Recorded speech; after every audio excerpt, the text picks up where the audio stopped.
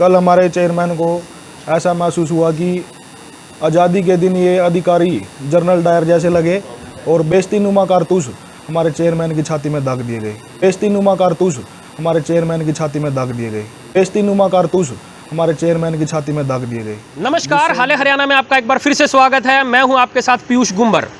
कल स्वतंत्रता दिवस पर आपने घरोंडा विधानसभा में जो कार्यक्रम हुआ, जो एक प्रशासन की तरफ से कार्यक्रम रखा जाता है, वहां पर किस तरह की अनियमितता की एक जो तस्वीर आई वो आपने सोशल मीडिया पर देखी। जो पहली बार डायरेक्ट चेयरमैन चुनकर आए हैं हैप्पी लक गुप्ता, उनको मंच पर जो है कुर्सी नहीं मिली, यानी कि चेयरमैन को नहीं मिली चेयर। ये आपने डिस्क्रिप्शन में पढ़ा है। लेकिन दूसरी ओर अगर हम बात करें, करीब 35 से 40 वर्ष पुरानी राजनीतिक पार्टी जो करीब पिछले 10 वर्षों से केंद्र में भी है, राज्य में भी है, और अब ये जो छोटी सरकार जिनके चेयरमैन थे, जिन्हें चेयर नहीं मिली, वो भी भारतीय जनता पार्टी की टिकट पर ही चुन कर आते हैं। अक्सर इस तरह की खबरें आती हैं कि जो कार्यकर्ता हैं, पुराने कार्यकर्ता, 30-30, 40-40 साल पुराने कार्यकर्ता, जिन्होंने दरियां बिछाई, झंडे उठाए, बुरे वक्त में भी पार्टी के कंधे के साथ कंधा मिलाकर खड़े रहे, उनकी जो है अनदेखी होती रहती है। लेकिन कल ये जो खबर दिखी, अब उन कार्यकर्ताओं को जिनको हमेशा शिकायत रहती है भारतीय जनता पार्टी से, उन्हें कम से कम अब वो शिकायत दूर कर देनी चाहिए। क्योंकि जब चुने हुए चेयरमैन, उन्हें ही चेयर नहीं मिली, उन्हें ही सम्मान नहीं मिला मंच पे, तो आप क्यों सम्मान की जो है आस लगाए बैठे हैं? खबर दिखाते हैं। जो पार्षद हैं उन्होंने क्या कुछ इस मुद्दे पर कहा। ये बिल्कुल आपने ठीक सुना है। कल स्वतंत्रता दिवस के अवसर पर पूरा देश खुशी के डूबा हुआ था, खुशी में डूबा हुआ था, और हमने भी उसी के दौरान पहले नगर पालिका में अपना कार्यक्रम आयोजित किया, और फिर हम चेयरमैन के साथ सभी नई मंडी में जो प्रशासन के द्वारा कार्य किया गया था, उसमें सभी पार्षद और चेयरमैन साहब हम पहुँच गए। तो वहाँ पर जाकर बहुत ही एक शर्मिंदगी का सामना हमें करना पड़ा। जैसे ही हम गए तो चेयरमैन साहब स्टेज पे चले, वहाँ पे जाके उन्होंने देखा उनके लिए कोई बैठने की व्यवस्था वहाँ नहीं थी। उन्होंने बड़े ही सहज तरीके से वहाँ पर जो एसडीएम के लीडर हैं स्वर्ण पानू जी, उनको प्रार्थना की भाई मेरी बैठने की व्यवस्था करा दें। तो स्वर्ण पानू जी बोले अभी तो यहाँ स्थान नहीं है, आप थोड़ी देर वेट कर लें, यहीं खड़े रहें। तो चेयरमैन साहब ने बोला चलो कोई बात नहीं, कोई दिक्कत नहीं है, आप एक चेयर मंगा दो और मैं उस चेयर पर बैठ जाऊँगा साइड में यहीं पर। तो उसके बावजूद भी उनके जो लीडर हैं उन्होंने उस पर कोई कार्रवाई नहीं की, जिसके कारण प्रधान जी को थोड़ी सी खिन्नता का सामना करना पड़ा था। उसके बाद फिर उन्होंने उसको बोला चलो फिर मैं, जब मेरे पास लिए जगह ही नहीं है तो मैं घर चला जाता हूँ, और वो फाइनली वो घर के लिए नीचे स्टेज से उतर गए। तो किसी भी अधिकारी या लीडर ने इसका अपना कर्तव्य नहीं समझा भी हम इसको रोकें और किसी तरह इनके स्थान को उपलब्ध कराएं। तो फिर जैसे ही वो नीचे उतरे तो हाँ, क्योंकि हम भी वहाँ पे सभी पार्षद अवेलेबल वहीं पे थे, हमारे लिए भी वहाँ पे कोई व्यवस्था कुर्सियों की नहीं मिली।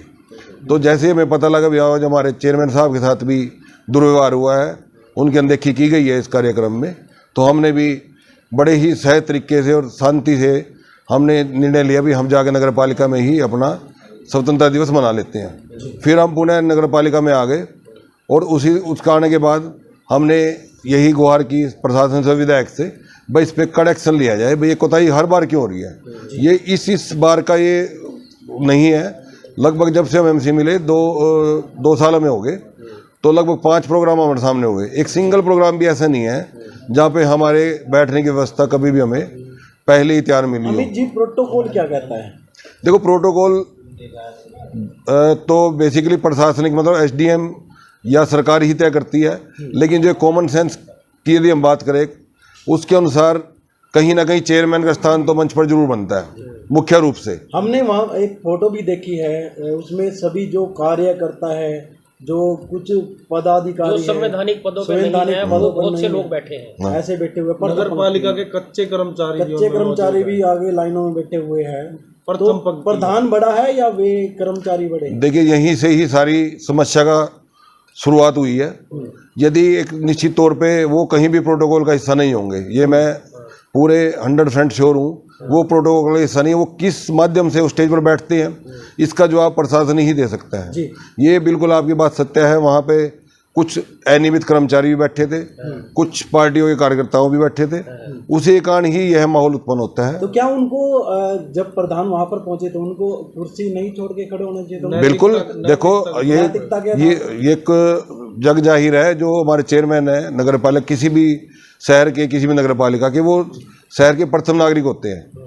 और ये हमारा सबका ही कर्तव्य बनता है कि जब वो वहाँ आए तो हमें उनको बैठने का स्थान देने का, हमारे कि भारतीय नीति है, संस्कार है हमारे, हमें उनको स्थान देना चाहिए। लेकिन ये बड़ी ही शर्मिंदगी वाली बात है कि वहाँ भी जो लोग विदाउट प्रोटोकॉल बैठे थे, उन्होंने किसी ने भी इसके लिए अपना कदम नहीं बढ़ाया। तो एसडीएम का भी कोई कॉल वगैरह आया बाद में इसको लेकर? एसडीएम का हमारे संज्ञान में कोई कॉल नहीं है, लेकिन जहाँ तक मैं पता है चेयरमैन साहब के साथ पास कॉल आया था, भाई आप आ जाइए। लेकिन आप भी एक ह्यूमन नेचर है, यदि आप एक बार कहीं पे अपमानित हो जाते हैं तो वहाँ पे दोबारा जाने की हिम्मत इतनी जल्दी नहीं होती। तो घरौंडा विधायक से इसके बारे में बातचीत की है? विधायक जी के हम संपर्क में हैं और उन्होंने वहाँ से मिलने के लिए बोला है और हम मिलकर उनकी तरफ अपनी मांग रखेंगे। क्या मांग रहेगी? क्या मांग हमारी यही रहेगी कि कार्रवाई करें और भविष्य में कोई इस तरह की समस्या ना आए।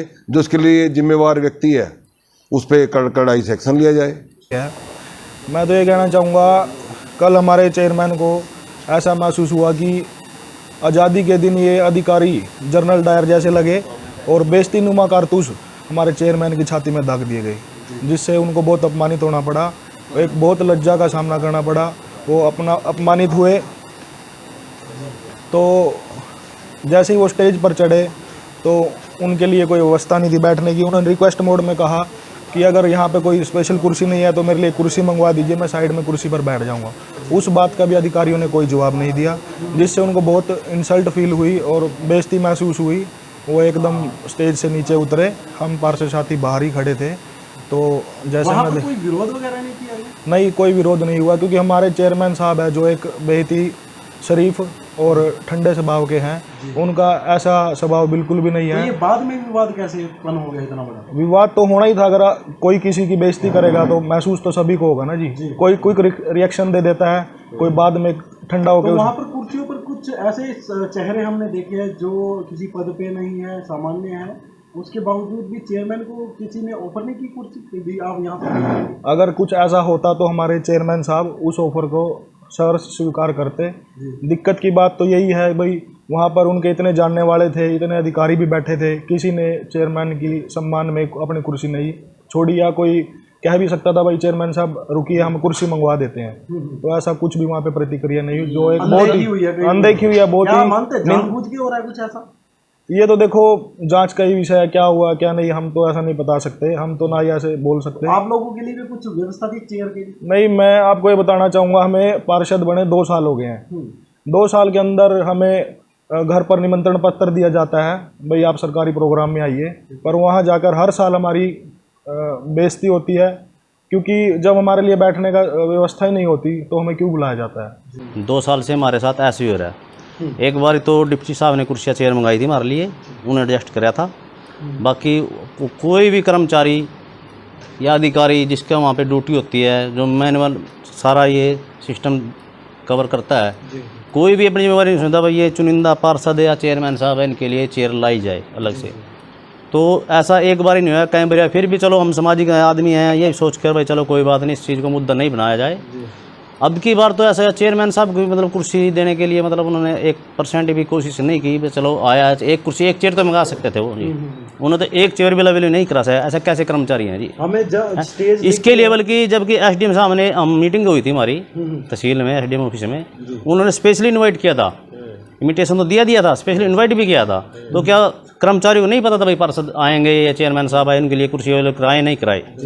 तो ये तो एक जी बहुत ही नाइंसाफ़ी बात है, मतलब बहुत ही तौहीन की बात है। एक मौजूदा चेयरमैन हमारे घरौंडे हल्के के और बड़े सज्जन आदमी हैं, शरीफ हैं जी, और बीजेपी के भी चेयरमैन है जी। कार्यकर्ता तो बीजेपी बैठे पाओगे जी, नगर पालिका के कर्मचारी बैठे वहाँ कुर्सी पर जी, क्या हमारा ही कसूर है जी? हमारे पे कोई गलती हो रही है जी? एक बात बताओ, जैसे कि हमने वहाँ पर काफ़ी चेयर देखी है, 20 से 30 चेयर होंगी वहाँ पर, तो उस पर अलग अलग व्यक्ति बैठे होंगे, क्या किसी ने भी नहीं देखा कि भाई? किसी ने नहीं देखा जी। जैसे चेयरमैन साहब आगे थे, हम पीछे थे जी, वो उनकी बात हुई शरण पालू के साथ, वो नीचे आ गए, उसके साथ ही हम भी आ गए जी। हमारे पर प्रथम पंक्ति में कौन कौन ऐसा लोग बैठा हुआ था जो उस क्राइटेरिया में आगे तो हम चढ़ नहीं पाए, मैं थोड़ा पीछे था, मेरे से आगे और थे भैया थे ये थे। तो हम तो जैसे चेयरमैन साहब वापसी आए ना, मैं क्या बोला कोई फायदा नहीं, यहाँ तो बेइज्जती होगी, यहाँ तो चेयर भी नहीं मार लिए। जैसा कि आप लोगों को पता ही लग गया होगा, कल हम यहाँ से गए नगर पालिका से झंडा फहराने के बाद। जैसे मंडी में पहुँचे तो चेयरमैन साहब स्टेज पर गए। उस स्टेज पे जाते ही वही खूबसूरत तस्वीरें देखी हमने, सारे खूबसूरत लोग बैठे थे वहाँ पे। तो हमारे साथ जो बेइज्जती हुई है, वहाँ कुर्सी भी नहीं मिली हमारे चेयरमैन साहब को, नहीं मिली। तो श्रवण पानू जी को बोला भाई कुर्सी अरेंज करवा दो, हम बैठ जाएंगे। श्रवण पानू बोले कि भाई आप 5 मिनट खड़े रहो, उसके बाद हम अपना कोई उठेगा तो आप वहाँ पर बैठ जाना। तो ये बात सुनने के बाद हमारे चेयरमैन साहब नीचे आ गए, भाई चलो हमारी कोई यहाँ पे कोई सुनने वाला ही नहीं है, इज्जत ही नहीं आता, चलो हम घर ही चलते हैं। हम तुरंत घर आ गए थे। बीजेपी का चेयरमैन, बीजेपी के पार्षद, उसके बावजूद ये हालात, तो आम लोगों के साथ क्या होता है?